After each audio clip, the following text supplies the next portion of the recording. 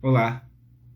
Na aula de hoje vamos falar sobre como identificar tema, título, ideias centrais, ideias secundárias, informações explícitas e informações implícitas do texto. Todo texto tem sua ideia principal e ele é construído a partir dessa ideia. As informações do texto se relacionam de modo a dar esse sentido global a ele. O tema é a ideia central de um texto, e todo o texto será desenvolvido a partir dessa ideia. As informações do texto vão se relacionar de modo a construir o sentido global, de modo a dar unidade de sentido a tudo aquilo que está sendo dito. Essa unidade de sentido constitui o assunto, constitui o tema.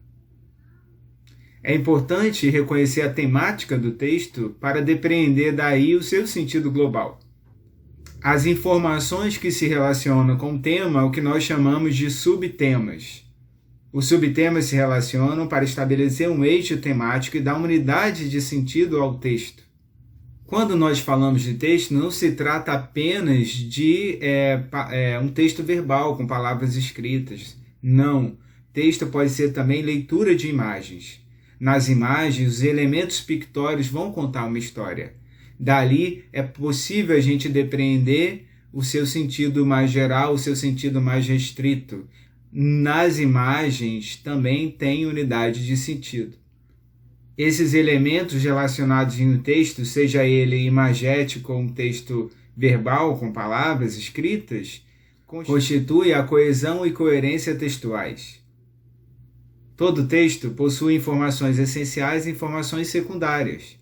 As informações essenciais são aquelas que convergem para um núcleo temático. As informações secundárias são acessórias, elas dão um caráter adicional. Elas explicam, ilustram melhor o que está sendo dito. Perceber esse nível de hierarquia dentro do texto contribui para a construção de um leitor crítico, que é aquilo que nós desejamos para todos os alunos. Você tem um leitor crítico. Para isso é preciso perceber essas hierarquias. Quais são as ideias principais, as ideias secundárias, qual é o tema, o assunto, o título se relaciona com o assunto de que forma? Ele antecipa o assunto para estimular o leitor a ler, ele deixa uma curiosidade ali. O leitor eficiente é aquele que vai perceber as ideias explícitas e principalmente as ideias implícitas em um texto, aquelas que estão escondidas dentro do texto. Então, o leitor eficiente é aquele que consegue ler o que está nas entrelinhas, deduzir, inferir informações que não foram exatamente expostas. Para isso, eu preciso das informações explícitas, mas sempre tentando perceber o que não está sendo dito, deduzir, inferir o que está nas entrelinhas. O título não é o tema, ele está dentro do tema e antecipa informações sobre o assunto que será tratado.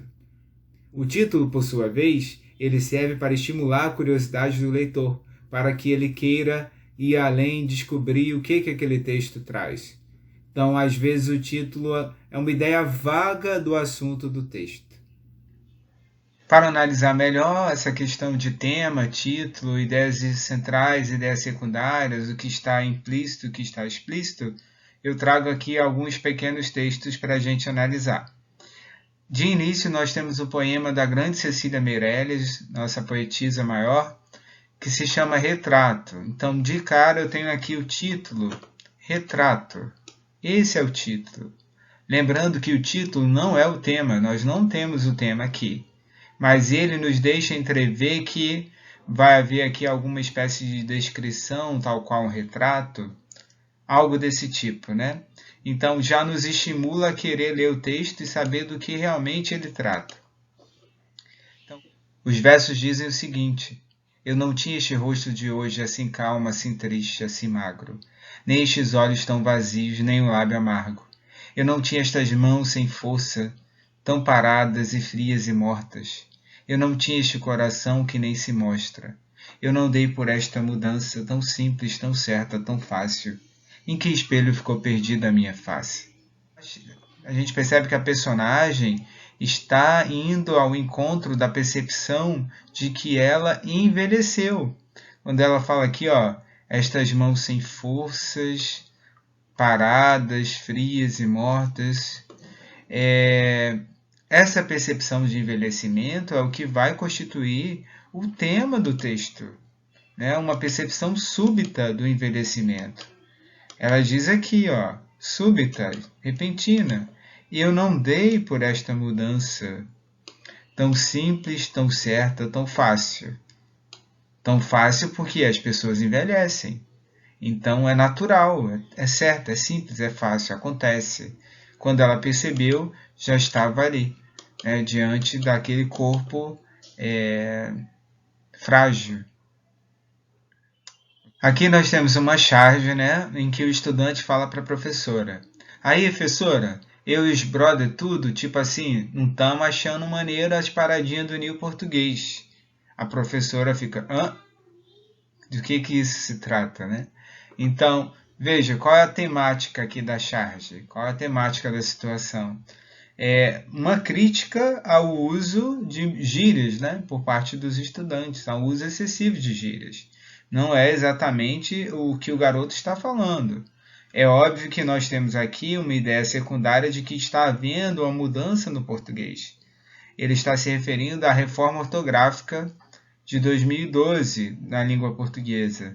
Mas a ideia principal, a ideia central, o tema do texto é uma crítica ao uso de gírias e de estrangeirismos aqui na palavra brother, new, estrangeirismo, a influência da língua inglesa entre os jovens.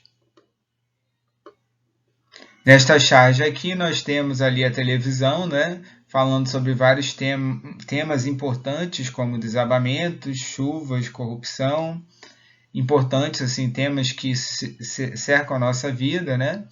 E aí um carinha lá recebendo uma injeção com o nome BBB10. Ele recebendo uma injeção de ânimo, né? De entretenimento, até que enfim era o que ele esperava. Então, qual é a temática aqui? É uma crítica ao comportamento de certas pessoas que ficam esperando por um programa de entretenimento no qual você vê a vida íntima das pessoas ali e, na verdade, os grandes problemas do país, desabamento, chuva, corrupção, são deixados de lado por essa pessoa, né? O que importa é o programa de entretenimento. Nessa tirinha do menino maluquinho, por que minha panelinha? É porque eu sou um cara meio culinário.